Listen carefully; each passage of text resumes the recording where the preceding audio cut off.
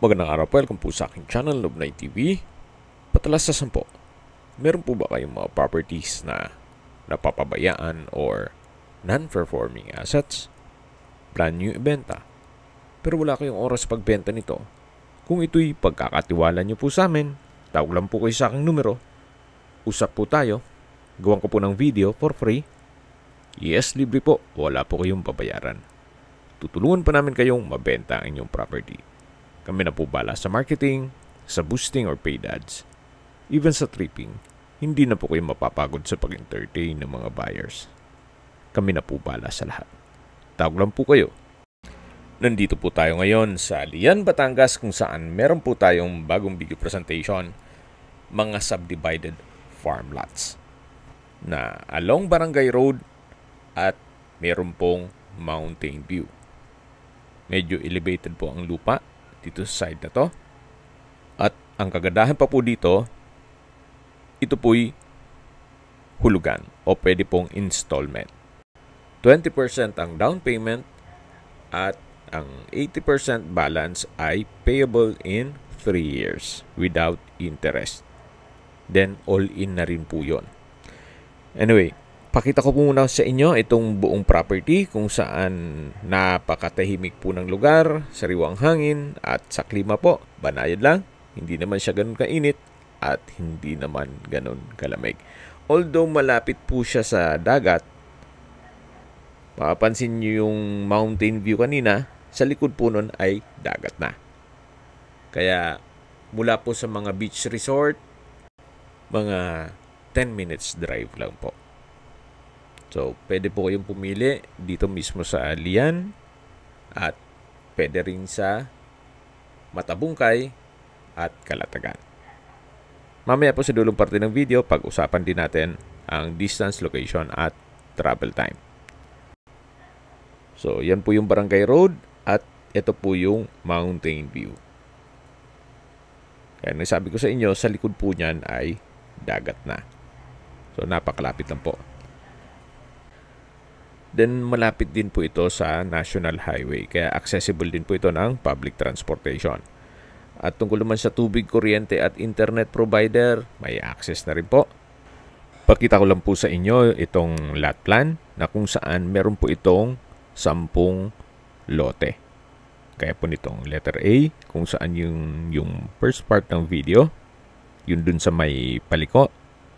Then ito pong letter B, letter C, letter D, E, F, G, H, I, J. Lahat po yan 1,000 square meters. Then may frontage po yan na 13 meters more or less. Lahat pong lote ay along two-way cemented barangay road. At as of December 2024, available pa po lahat. Then kung sakali man po na gusto nyong dalawang parsela ng lupa, pwede naman pong 2,000 square meters o 3,000 para kung tatlong magkapatid o magkaibigan man kayo or kahit investment po. Kasi after 2 to 3 years, tataas na naman po ang presyo nito. Compare na natutulog lang ang pera nyo sa bangko. Mas maganda pong mag-land banking. Anyway, depende pa rin yan sa inyong assessment sa pag-invest ng pera. Yan naman po yung opinion ko lang naman. Okay, sa pricing na po tayo. Pag cash payment po ay 2,500 pesos per square meter. Then kung sakali man po na i-avail nyo yung 3 years to pay, without interest, ang presyo po ni owner ay 2,700 pesos per square meter. Tungkol naman po sa breakdown ng installment basis, ito po yung installment na breakdown. Ang lot area po ay 1,000 square meters, then ang presyo ay 2,700 per square meter. So ang total price po niyan ay 2.7 million pesos. Ang down payment po ay 20% ng 2.7 na nagkakahalagang 540,000 pesos. At Ang balanse naman na 80% ay 2,160,000 pesos.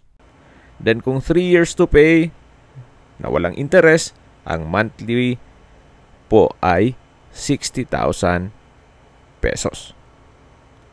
So pwede na rin po kung isipin, at least walang interest po ito.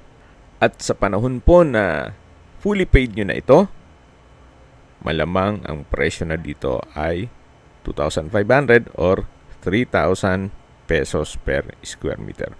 Which is, kumita na rin po kayo at pwede nyo na pong ibenta ulit ito. At least hindi po kayo naglabas ng malaking halaga. Then kung sakali man po na gusto nyong gawing inyong bahay bakasyunan o retirement house, pwede rin po. Ito po yung dulong parte ng property na kung saan ito po yung letter J na lot o pang 10 lote. Hanggang dito po ang property line. Okay, sa distance, location at travel time portion na po tayo.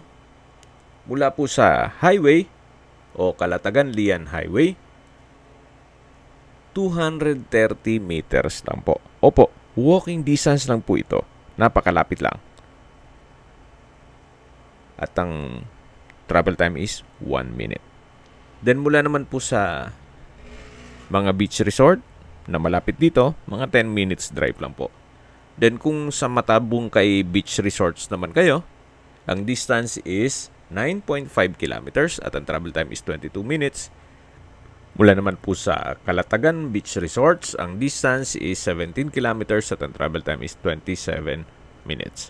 Mula naman po sa Jabez Medical Center, ang distance is 15 kilometers at ang travel time is 26 minutes.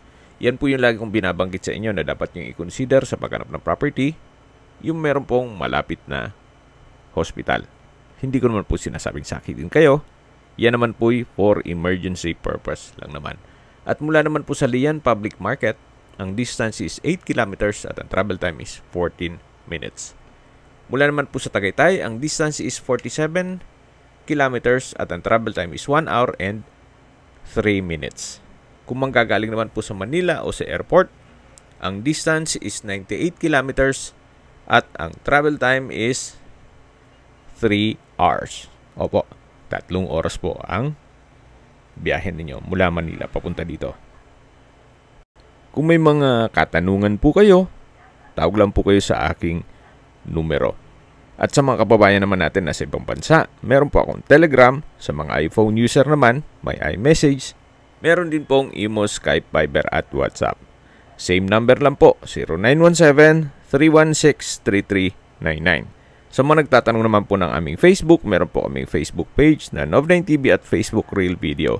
Meron din pong TikTok at Instagram. May ibang YouTube channel po kami na The Nov9TV channel, Nov9TV Listings, Nov9TV On The Spot, at Nov9TV Updates.